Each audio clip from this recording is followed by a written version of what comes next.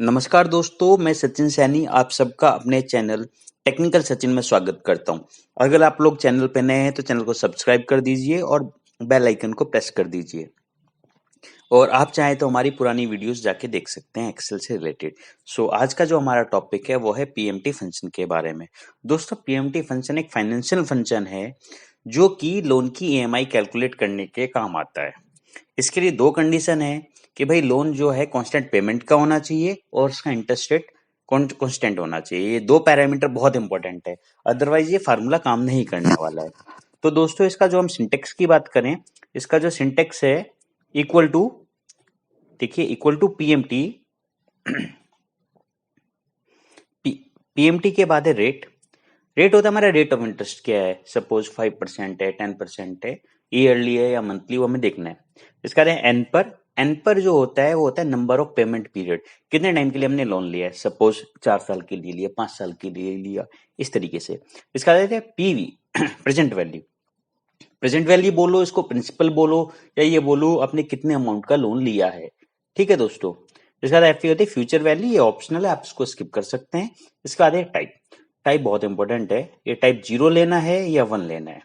दोस्तों 0 या 1 ये बहुत सिंपल सा है, मतलब मंथ के एंड में पेमेंट आ रही है या बिगनिंग में आ रही है, पेमेंट ड्यू कब है, एंड में है या बिगनिंग में, आप उस हिसाब से ले सकते हैं। तो दोस्तों हम आगे बढ़ते हैं। दोस्तों में एक बात का और पता होना चाहिए कि जो पेमेंट है पीएमटी फार्मूले से जो निकल के आने वाली है, इसमें प्रिंसिपल और इंटरेस्ट दोनों जुड़ के आता है।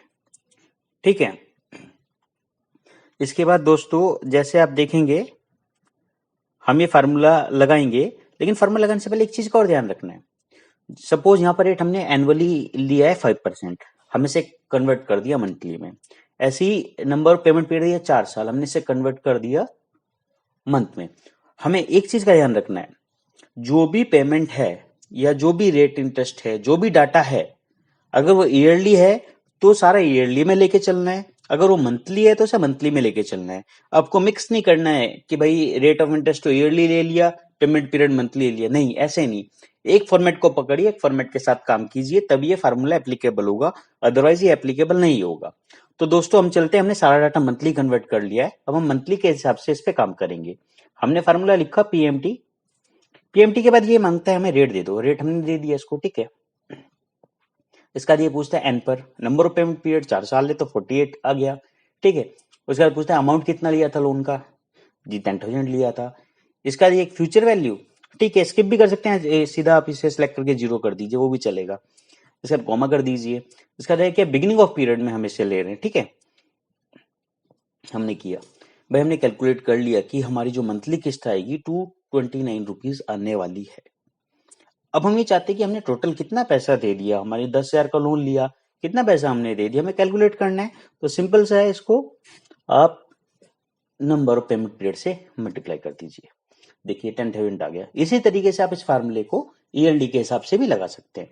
दोस्तों ये छोटा सा वीडियो था, उम्मीद करता हूं पीएमटी फंक्शन आपको पसंद आया। अगर ये वीडियो पसंद आया तो वीडियो को प्लीज लाइक करें, इस वीडियो को अपने दोस्तों के साथ शेयर करना ना भूलें और चैनल को सब्सक्राइब करें। अगर आपको किसी पर्टिकुलर टॉपिक के ऊपर वीडियो चाहिए तो कमेंट करके बताएं। थैंक यू दोस्तों, बाय।